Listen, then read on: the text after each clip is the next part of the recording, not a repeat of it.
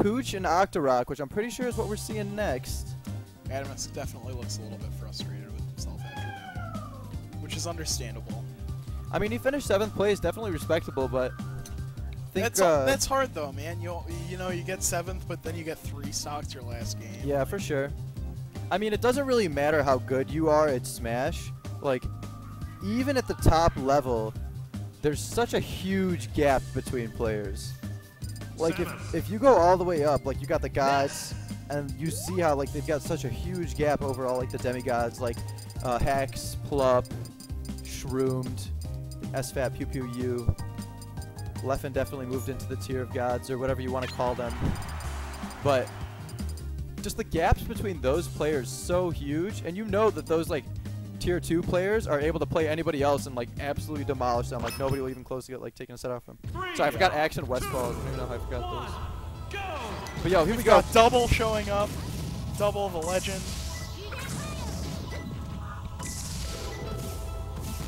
We've got Pooch versus Octo.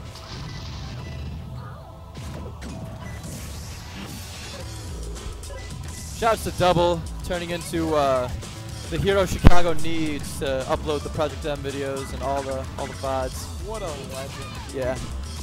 But yo, what was that with Octorok barely missing that PK Thunder? I didn't see it, if I'm being honest. I was too entranced by Double. So yeah, they gentlemen's to melee battlefield, which makes sense.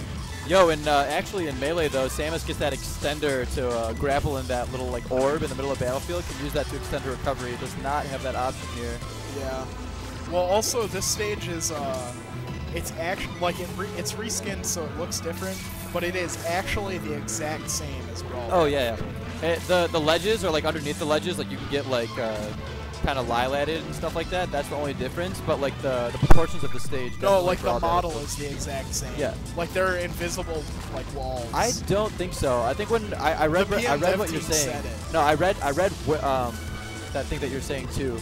But if you just play on the stage, you'll see you get caught underneath like the ledge. So yeah.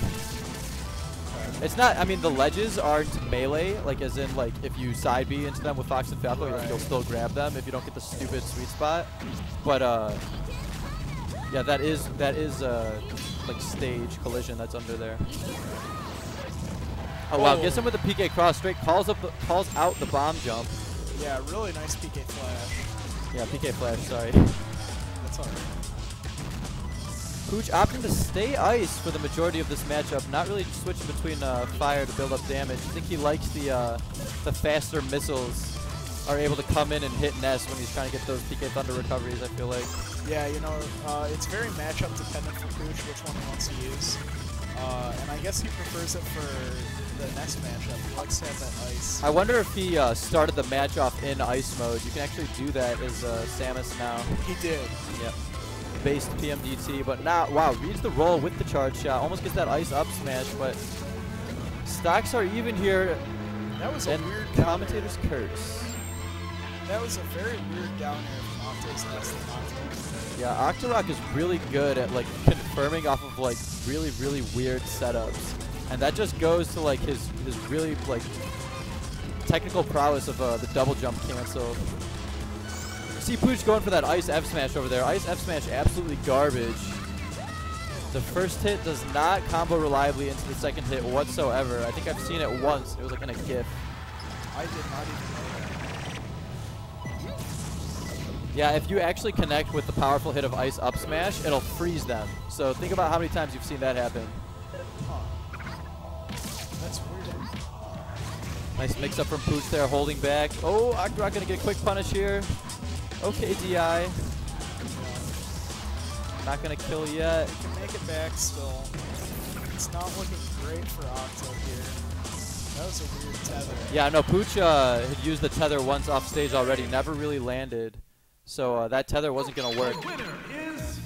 But Octorok coming back to win after SDing right away. This is best of 3, so. The Milkman is viewing this match intently. Sorry. Phelan saying that the ledges that ride up are exactly the same. I don't know what situation I'm thinking of where I played it and I got caught underneath it, but Ripple confirms. if they Ripple are confirmed. if they are the same, then I feel like Melee Battlefield should be taken like 100% of the time over Brawl Battlefield. So much better. I don't know what Pooch is doing over there. Shoot that laser or missile. I've said that like 5 times now, dude. Sorry, Oh, no. bumped my mic. Yeah, so game 1, I think the biggest thing that happened was that Pooch missed a couple of grabs. Probably about 3 times, if I'm remembering correctly. He just whiffed the grab, and Octo is getting good punishes off that. It's really easy to punish Samus's whiff grabs. She has that long tether. But, you know, that's, he's got to look out for it, but he's definitely still got a shot in this game. That was a really nice down air from Octo. Alright, Pooch opted to go to the fire mode here. See you. Oh no, that was ice. Never mind. Octorok mixing it up, trying to go high, but Pooch just swats him out of the air with that ice F air. Yeah, it looks like that's actually why he prefers this. Because that ice F air, like, so Ness is a character, right, where... Nice! Very nice. He doesn't have a lot of range, and you need to be able to hit him out of things very quickly.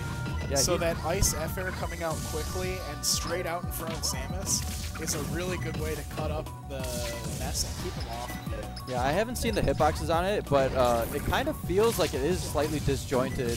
If it's not disjointed, it's just really, really high priority because it tends to trade really well. But yo, Pooch with a slight comeback here. The thing with Ness, like building off what you were saying, is he really relies on his burst mobility. Yeah, that is Sago and the Milkman. That's man, actually with the pedophile not mustache. Sago. Sago is dead. The Milkman killed Sago. It's canon. And turned him into a pedophile. Turned him into, who knows? He's a corpse. He's got that flannel. He's the Milkman. That now. flannel sweater with the pajama pants. Those are actually Milkman chef's pants. Chef's pants. Yeah, it's very big difference. I don't know, cook something with milk, make a cake. He's gonna bake a cake on him.